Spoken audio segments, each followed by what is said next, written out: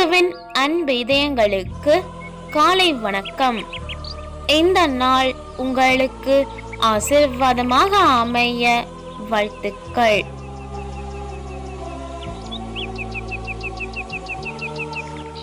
இப்புதிய நாளுக்கான ஆசீர்வாத இறைவசனம் தானியேல் அதிகாரம் 10 இறை வார்த்தை 19.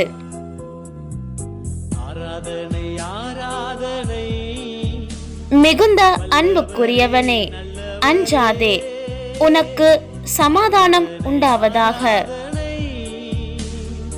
அற்புதமே அதிசயமே